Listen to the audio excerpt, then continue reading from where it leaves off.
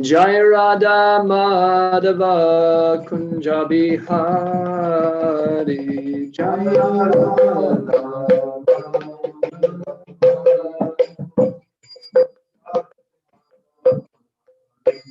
Jai Radha Madhava Kunja Bihari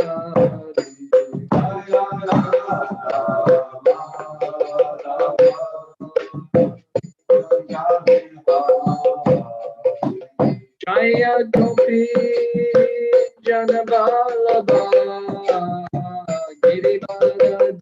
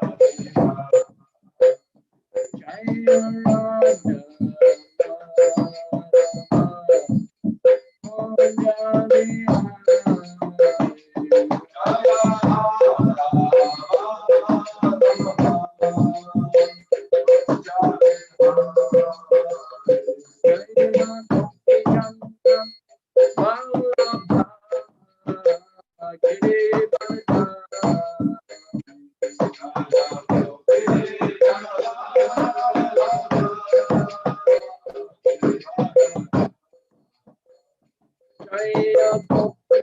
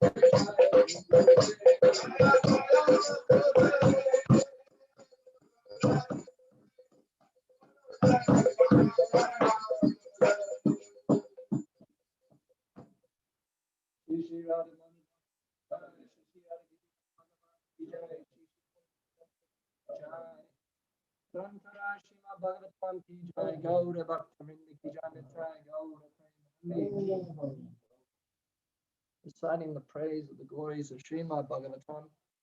Sava Shastra Dipyusha, Sava Vedaika Sarpala, Sava Siddhanta Ratnavya, Sova Laikaika Drikprada. Narration of all scriptures, sing Vedas. All truths, all the worlds.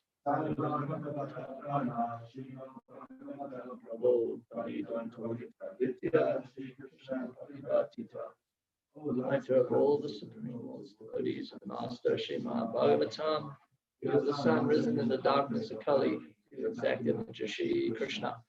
Shri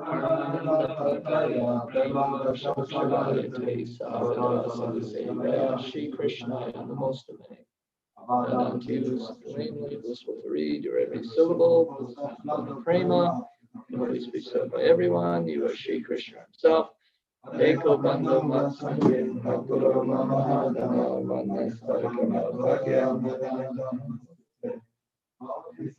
constant companion, my spiritual master, my great wealth, my fortune, my source of ecstasy, I bow down to you. Sadhu Sadhu Sadhu, Adina Chotata, Anamajgada Chima, Prema Krit Kanta Yospura. Restore saintliness to the unsaintly, or exalter of the most fallen. Please never leave me, always appear in my voice of pure love. Grantara Srimad Bhagavatam K. Om Namah Bhagavate Vasudevaya.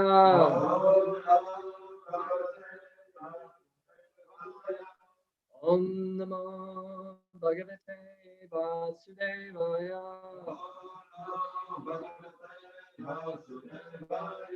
Om Namah Bhagavate Vasudevaya.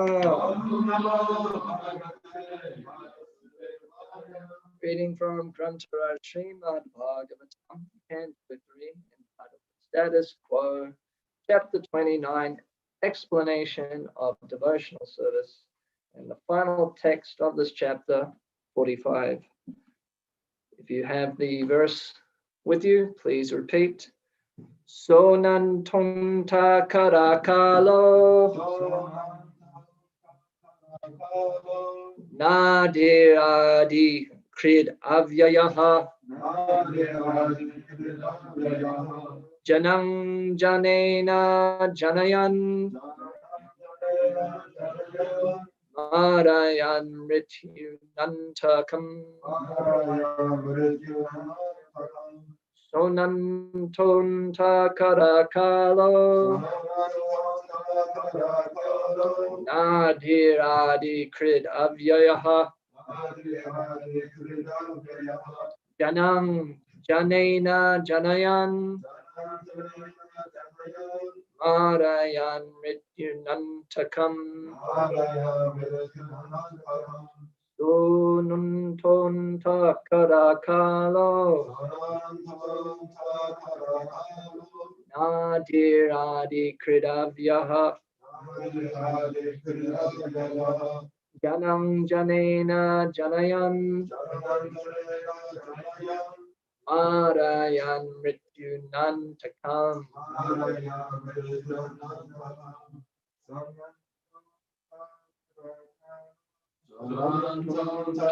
Rakalo Adi Kridavyaha Janam Janayam Marayan Mrityunantakam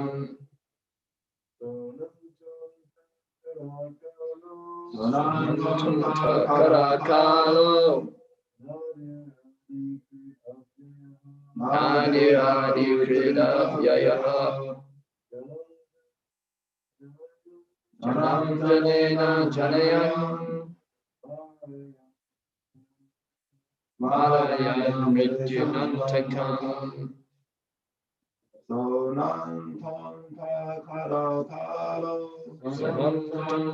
Karakalo Adi Kridavyaha Adi Kridavyaha Janam Janena Janayan Marayan Mrityunantakam. Please repeat the synonyms. Sa, that. Ananta, endless. Antakara, destroyer. Kala, time. Anadi, without beginning. Adikrit, the creator.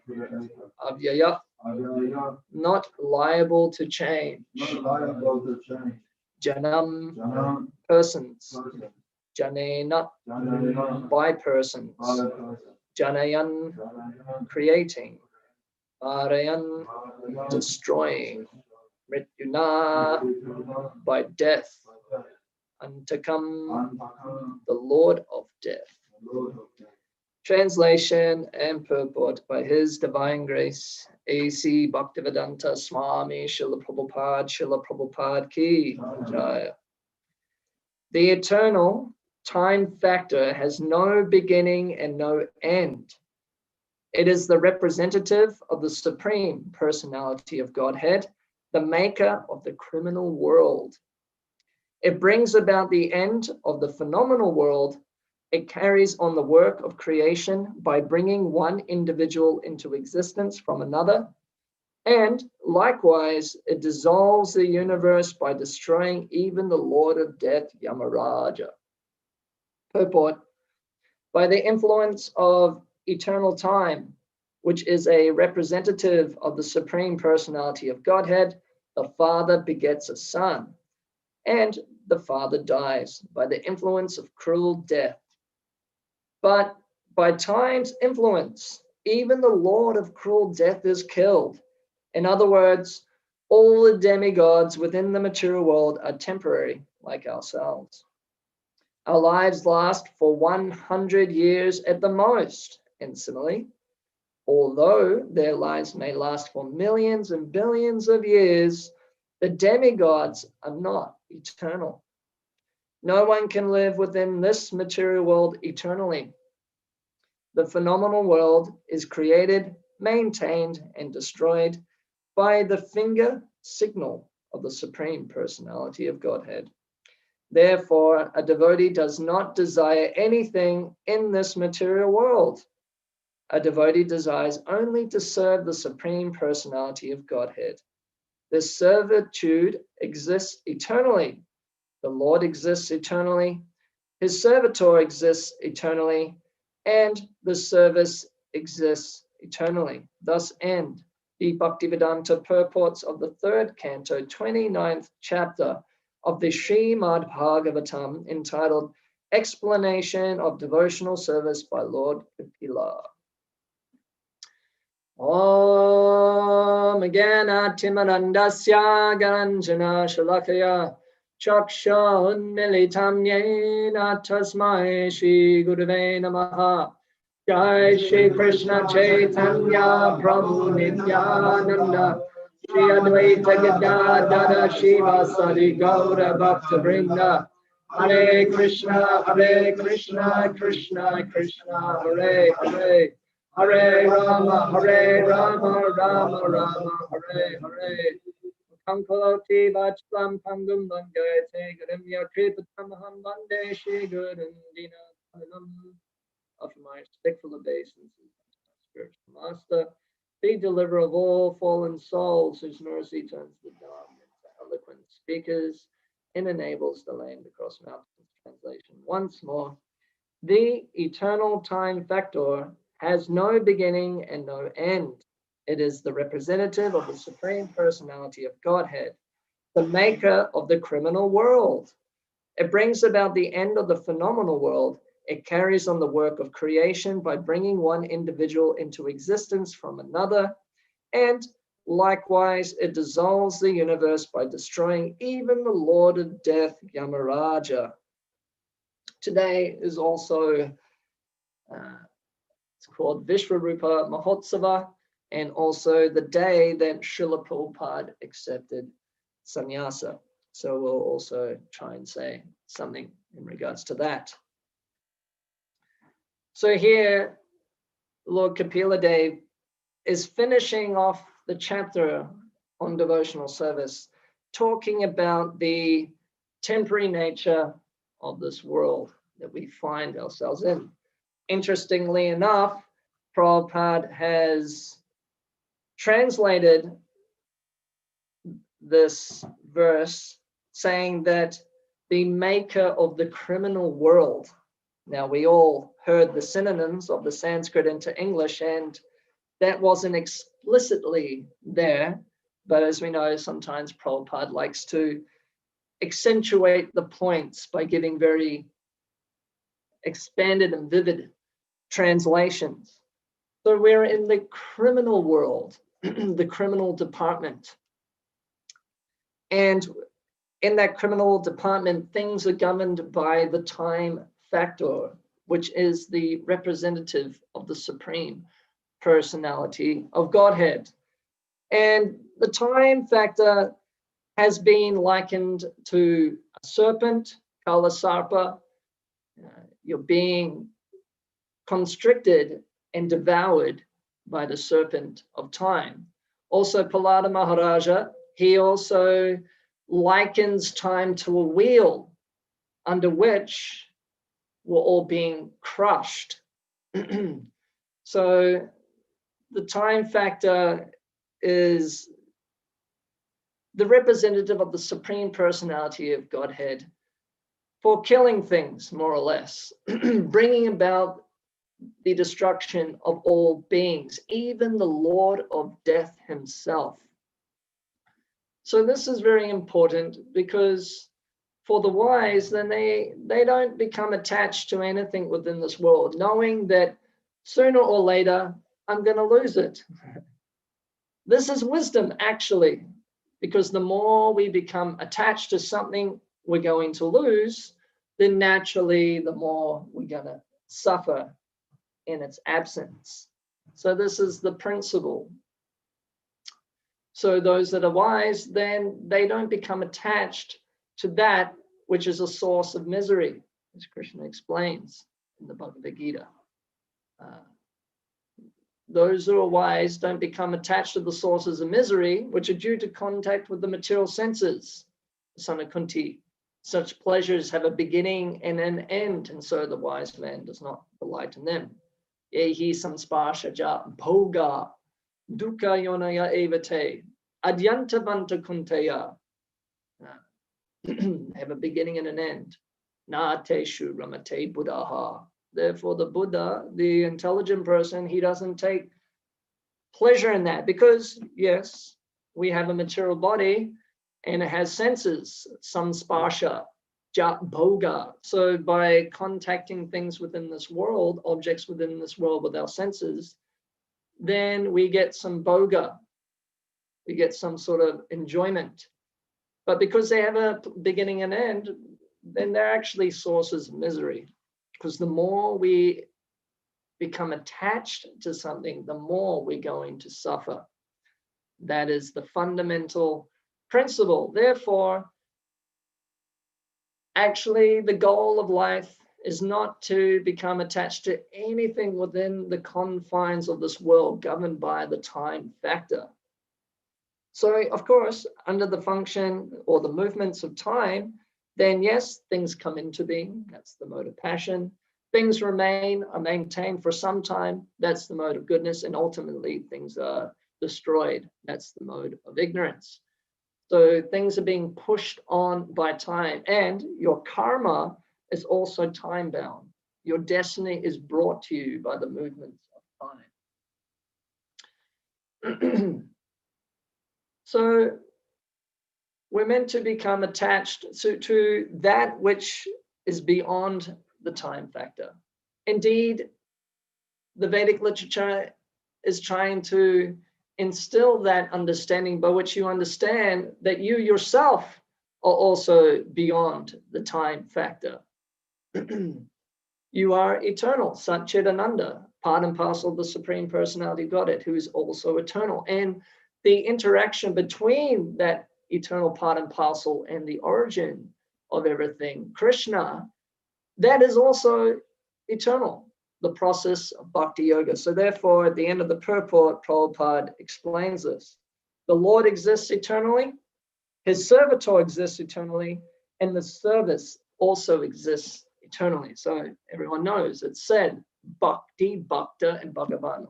These three things are eternal. Therefore, they're actually not part of this criminal world. The criminal world is for those that identify with the material body and act under that false understanding. That's what the criminal world is for. So you are bound, karma bandhana, as Krishna explains in the Bhagavad Gita, when you're not acting in that capacity. That means if you're bound, if you have karma, then you're a criminal. You may have gold chains, you may have bronze chains or silver chains, this, that, or the other, but you're still chained. Chained victimization. You're a criminal. To take things of this world and use them for your own gratification is sinful. This is explained by Krishna in the Bhagavad Gita. How's that verse go? It's before, what's 3:13? Anyone remember how this verse starts? That's the one. Yagyashashtashina santo muchante sava kilbishai bunjate te dekam papa ye pachanyatma karanatan. There, Krishna explains that the devotees of the Lord are released from all kinds of sins because they eat food which is offered first for sacrifice. Others who prepare food for personal sense enjoyment rarely only sin. That same principle is applied to anything within this material world. When you take something that's not used for the purpose of yajna and use it for your own gratification, your own so-called enjoyment, then you incur sin. And ultimately, karma is a kind of sin because when you're acting on the platform of karma kanda, ultimately you're acting in a false criminal state of existence. You're being bound. That should tell you whether you're being bound by gold or being bound by iron. The fact that you're bound means that that's a criminal mentality. So ultimately, the devotees, they don't just take food, which is offered first for sacrifice, but ultimately we have to come to the point where everything is for the purpose of yajna, for Vishnu. And when we act in that capacity, then we're not bound. Indeed, we are free, and we're beyond the influence of the time factor. So Prabhupada explains in that section of the Bhagavad Gita that this point, and he says, you're a thief. He says, when you take things for your own gratification, he says, you're a thief. and you're sinful. And he says, how can a person that's a thief and sinful be happy? Not possible. So then we know that later on in the Bhagavad Gita, Krishna explains very clearly how one becomes happy. And that's the Bhaktaram Yagyatapasam, the peace formula. Savaloka Maheshwaram Suridam Savabhutanam Gatva Mam Shantam Richyati. So a person in full consciousness of the Lord, knowing him to be the ultimate beneficiary of all sacrifices and austerities, the supreme Lord of all the demigods, all the planetary systems, and the benefactor and well-wisher of all living entities, attains peace from the pains of material miseries. And without that peace, how can there be happiness? Na sukham, na param gatim. You don't attain peace or the supreme destination when you disregard this principle. So this is what life is actually meant for. We know that the original idea of the how would you call it? The idea of the imprisonment system. What's the word I'm looking for? What do you call that system? I think there's another word. Anyway, I think you get my point. The original idea of this system is actually for reformation. It's meant to reform the criminals. That's actually the idea. So similarly, and if that's the idea, like if you're reformed and you show that you're reformed, then you can be released from the prison and enter ordinary society as people understand it. So similarly, that's actually the same idea of this world. No one here is eternally condemned to suffer eternally in this world. No one. The Vedas do not propagate the idea of eternal damnation, eternally condemned by the Supreme Personality of Godhead. No. The whole idea of the criminal world is to bring about the reformation of the conditioned soul, that he comes to the point of understanding how there's no way to be happy without our relationship with the Supreme Personality of Godhead. So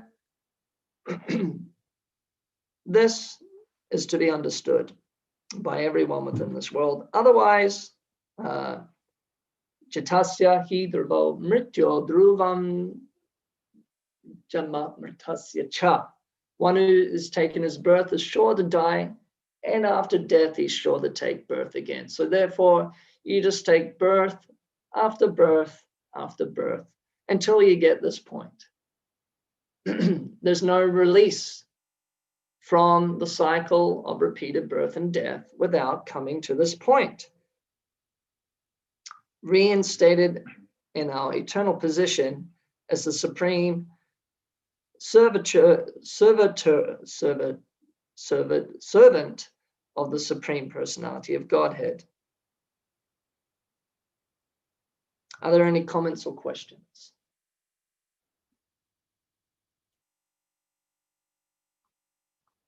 It's very interesting about the class.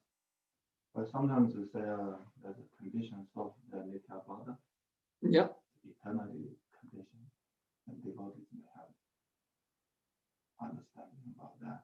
Okay. So what do you?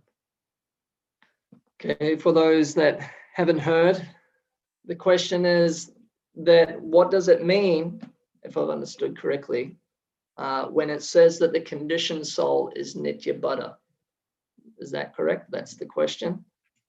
So when we're reading these books, we'll come across two phrases, Nitya Siddha and Nitya Buddha. Nitya means eternal, and Siddha means perfect, and Bada means conditioned or bound. So eternally bound or eternally conditioned or eternally perfect.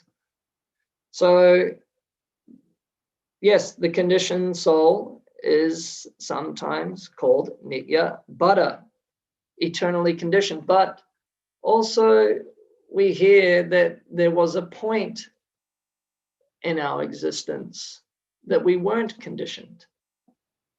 So then Srila Prabhupada explains what it means when it said nitya bada. It's like eternity, because no one can trace out that point in the history of existence of when the conditioned soul became bound by material nature. So it's like eternity because it's from so long ago, time immemorial. You can't trace out that time. So yes, we have been reassured by the acharyas that the soul hasn't eternally been within this material world.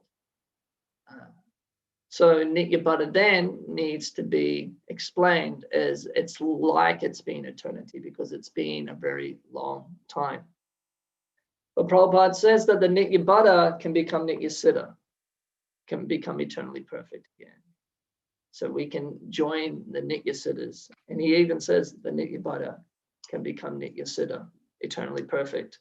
And he explains that when we go back to Godhead, when we become perfect, we won't make that mistake again, that fundamental mistake, meaning that we'll be rectified.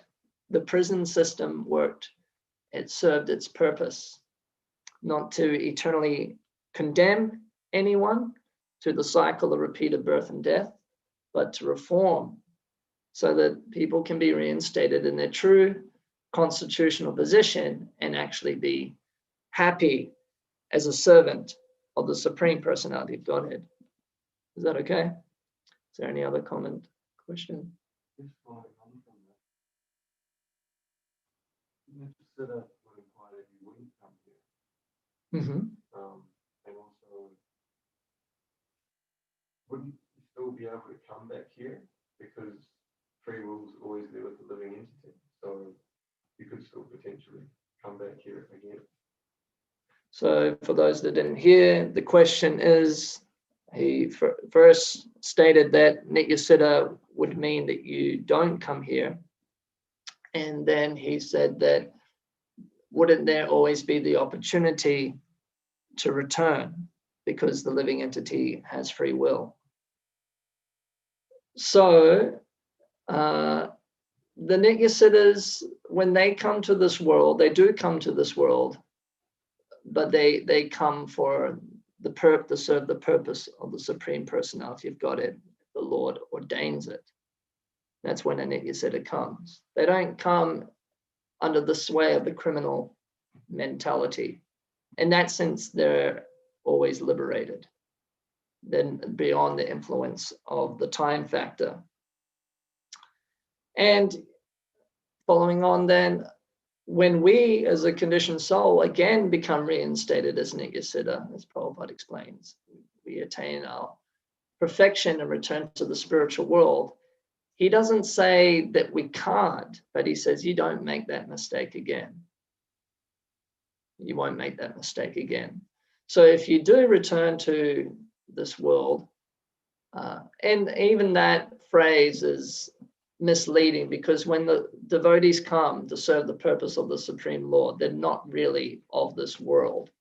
But when they do come within the universe to serve the purpose of the Lord, if they do come, yeah, they're still in their eternally perfect state. So if we were to return to take part in one of the pastimes of the Supreme Lord or to serve the purpose of the Lord, as Srila Prabhupada explains himself did, right? He explains they had that conversation and Prabhupada was saying he didn't want to go, but Krishna said, you just go and write the books and everything will be fine. So that's an example of a Nityasiddha coming to this world to serve the purpose of the Lord, not under the sway of the criminal mentality. Does that address your question? Any other comments or questions, brother? I got a comment. I remember one video, said less than 10%, they make a mistake to come back to material. But the free will is always there. The majority, they don't come to make a mistake to be found. That's in one video. You meaning after returning? Or just for the Nika. okay. So there was a statement there that less than 10%, apparently Prabhupada explained, make the mistake to coming to this world. Is that correct? Yeah. Any other comments or questions? Prabhu? The point of when we go back to Godhead, not to return. When Prabhupada was asked, like, will we remember this material world, what we've been through here? And Prabhupada said, yes, it would be like remembering a bad dream. You know, so that will be there with us when we go back as a constant reminder of what it's like. So in that sense, hopefully we won't be so stupid as to make the same mistake. Okay. So for those that didn't hear, Prabhupada was once asked, will we remember our experience in this material world upon returning to the spiritual world? And Prabhupada said, yes, we would remember. And that being an impetus to never return again, right? Yeah, he said that it's like you'll be remembering like a bad dream. So that reminds me of, that's kind of initially the motivating factor of the neophyte devotee. We escaped this material existence by coming to Krishna consciousness, in a sense. And because this world by nature is full of suffering and disappointment, more or less, even the pleasures that we get are ultimately disappointing. So that can be a motivating factor for seeking out the association of the devotees and taking up Krishna consciousness. And remembering that may be an impetus to continue in the practice of Krishna consciousness. But ultimately, as is explained, that in of itself will not be enough to continue in the practice of Krishna consciousness and achieve success, because the nature of this world is forgetfulness. So by the movements of time, then our memory becomes vague, you could say, and not so vivid. Therefore, we can forget what it was actually like being under the sway of the modes of material nature. And therefore, for the weak sadhaka, they may again become interested in trying to enjoy their senses, some sparshaja, bhoga. But in relationship to the comment made by Stambhabhava Prabhu of what something Srila Prabhupada once said, then we understand that when we return to the spiritual world, then it's not, we're not under the time factor, for one, and we're not under the mode of ignorance. Therefore, that remembrance and that realization of the true nature of this material world will not become shadowed or covered over by the movements of time. Therefore, it's very reasonable to understand that such a perfected soul, Satchid Ananda, so he's fully in his constitutional position, governed by the chit potency, the knowledge potency. Therefore, he won't make that mistake again, like like a immature sadhaka. That makes sense to me. Any other comments, questions? There's one pastor. Markandeya Rishi. Markandeya Rishi. Also benediction to Narayana. Let me see your illustrated energy. Let me take a picture. That's one interesting. Okay. You're not going to tell it then. Those are people here. Okay. Vishnu Tejas Prabhu was just mentioning the pastime of Markandeya Rishi. Certainly a perfect soul, a great devotee of the Lord, and how he once asked Narayan to see his illusory energy. That's not recommended. Such are the pastimes of such great devotees. Grantara Srimad Bhagavatam ki jai, Srila Prabhupada ki jai, Gaura Bhakta Vrinda ki jai, Nitai Gaura Premanandi.